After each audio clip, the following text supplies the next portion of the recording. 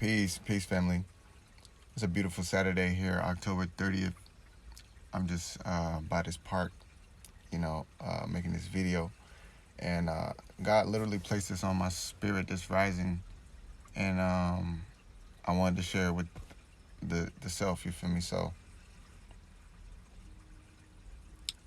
how do you know when you're healed? How do you know if you've been healed or you're healed? Well, from my personal experience, I'm going to share the answers to that. But I'll let y'all know that with life and the expansion of life and the process of life, we have more to see. We have more to experience. So we have new insights about certain things that we didn't see prior. So we're always going to be in a state of becoming more whole. But even with that, there's still understandings where you can see that your foundation is groundedness, you know? So how do you know when you're healed? Well, family, when it comes to certain things, we like to label them traumas, certain experiences that were negative to us or impacted us negatively. And from my experience, I've noticed that when certain things come up into my mind, like when certain ideas come up into my mind or when certain experiences come up into my mind from the other time, the past, it's like I'm still carrying that. I'm still carrying that. Um, Earlier, I made a video that illustrated be still and know that I am God.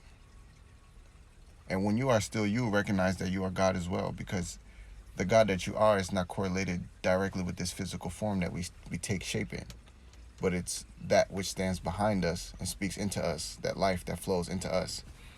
And when you're able to hear yourself at that degree, you'll understand that scripture, be still and know that I am God. When we have flashbacks or memories come up, we be saying stuff like, I don't know, that just came back up into my mind. Or, you know what I'm saying? We be saying stuff like that. And what do we mean really? Because when you say something came up in my mind or I had a flashback, where are you going? If we understand that the space in which we exist is through God, consciousness, then when we allow our minds to be sent back into other time frames, that means that we're carrying those time frames into this moment right now.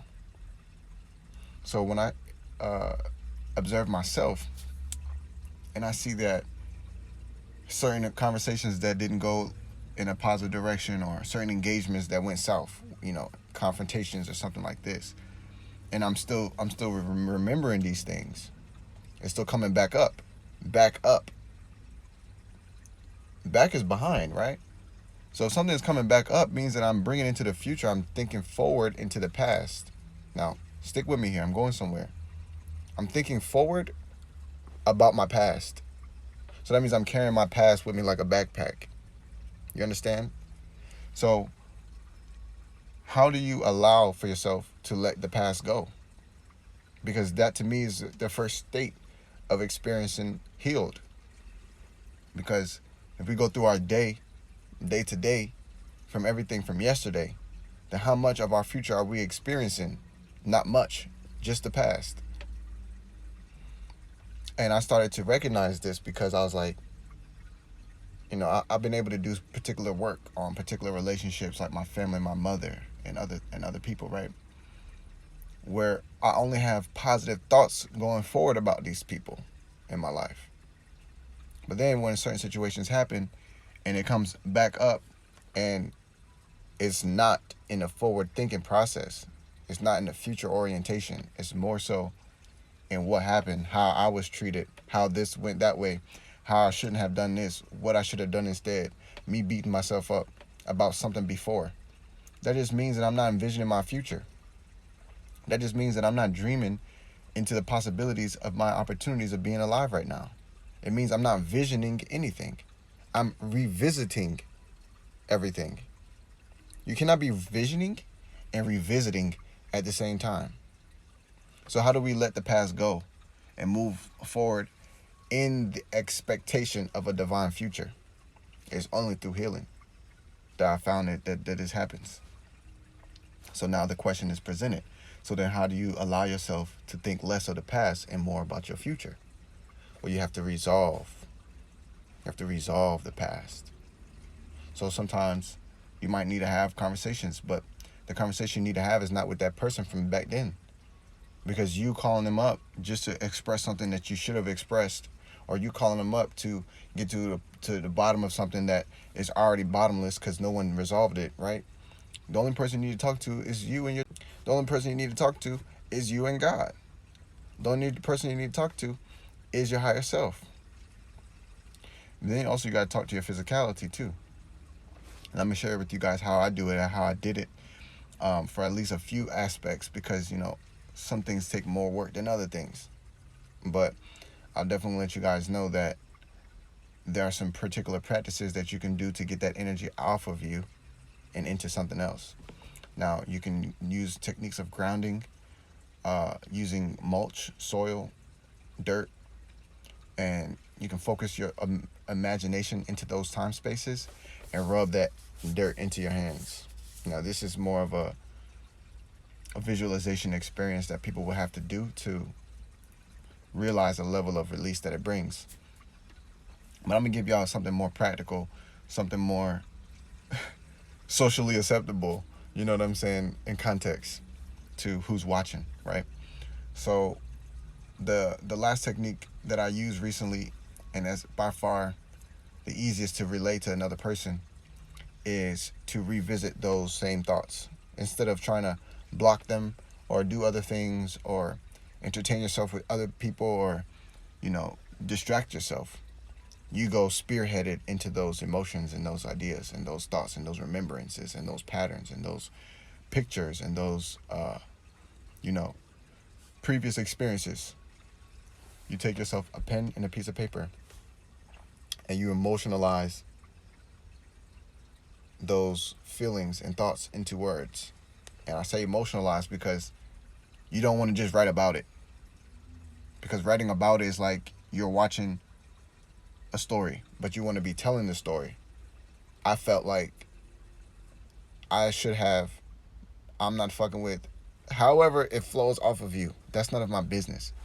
What is my business is that when you're done writing this page, you might want to just get 2 pages, just in case. Because if you're thinking about it and it's not progressing you into your future, it's holding you back into the past. Because every single time it brings itself up or back up, it's sending the consciousness to the back of another time stamp, which is not now and it's not your tomorrow's. So you want to start writing these things down on a piece of paper, and I would say categorize it. So if you're dealing with your baby father, that's what this page is all about. You feel me? And really just go into all the emotions that you can, and you'll feel it yourself. Like once you start, you'll notice that you don't even know what you want to write. You're just writing what you already know. It's not thought related. It's not like, oh, I need to explain this to myself. No, it's more like I need to express this to myself. All right. Now that you have this paper, 2 pages, however, you want to read it. You don't need to read it verbally. You want to go through it and touch all the things that you remember. Touch them. Be like, these mofos, man, you know, go through whatever it is, right? And then now you want to find something pleasant in your space. Whether you got incense, whether you got essential oils, whether you got some dried sage or impeppo, whether you got whatever you got, all right? And you want to have it there. Next thing you want to do is you want to grab your paper, and you want to just sit with that emotion again. And once you can feel that emotion, crumble that paper up. Just crumble that paper up. Be like, you know, just crumble it up. You've done reading it. You don't need to save it. You're not mailing it to the person. Crumble it up. Open it up again. Crumble it up. Crumble it up. And what you're doing is you're allowing for the physical energy to move into the matter, even though the emotional energy is already in it. So then what you do is you grab your, man, I wish I had some illustration to really make this pop, you know what I'm saying? Now you grab your essential oils, whether you got some lavender, frankincense, what else I got in there? Amber, rose, whatever you got, and just start dabbling it on the paper. Now I like to fold my piece of paper because I know how I'm about to burn this paper. So I fold it up in a way in which I know it can burn pretty good. So it'd be something like this: fold it this way, fold it this way, like fold it back and forth, so it kind of looks like a flower. However you like, and you want to allow for these positive and aromatic essences to be inside this paper. So if I had some sage, I'll crumble up some pieces of leaves of the sage. I'll, sprinkle them in there, hold it in there, and they're just not gonna fall out. All right. Now I typically have some tweezers. I hold it a bit like this. I hold it just like this with some tweezers, right? Now basically you have a piece of paper with all of your emotions from these old stories. Now you've also aligned them and dressed them with more so high vibrational essences, right? And then you want to get some fuego. I'm serious. Y'all think I'm joking? Go try this shit and comment and let me know how it works, because I already know it works. I'm not looking for anybody to validate this. So now that you have this in your hand, you want to release it. Release it back into the native nothingness of its own vain imaginings.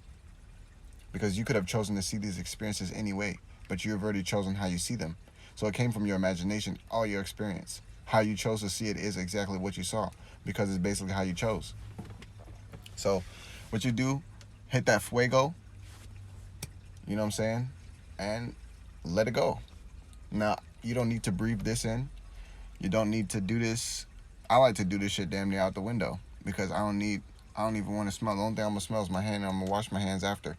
But you'll notice for yourself the clarity that you feel, and you'll also notice the lack of frequency that these thoughts continue, because you've moved them. Now, this is how you move them. Now, this is how to notice if you're healed in particular regards to mental conversations, people, and past experiences.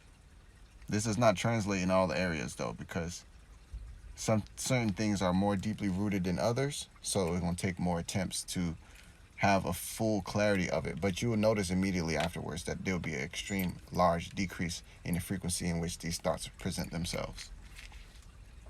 And I used this strategy a while. I've been using this strategy for a while, and I did it again last night. And I feel that's very pertinent to why I felt to make this video this rising. But yeah, it is a very powerful method that once you utilize, you'll see for yourself. So, family, there are many other ways to notice when you're healed, but the easiest way is, how easy is it for you to envision your future? How easy is it for you to envision where you're going? How easy is it for you to understand why you're here and what you're doing about being here? You understand? So with that being said, I appreciate y'all, and I love y'all for being exactly who you are, for choosing to remember, for choosing to live in remembrance, and to radiate the truth of God into this world today. So with that being said, it's my hope and prayer that this technique and this utilization will assist anyone who's dealing with any mental patterns, and that this video will reach whoever needs to reach at the time when they need it.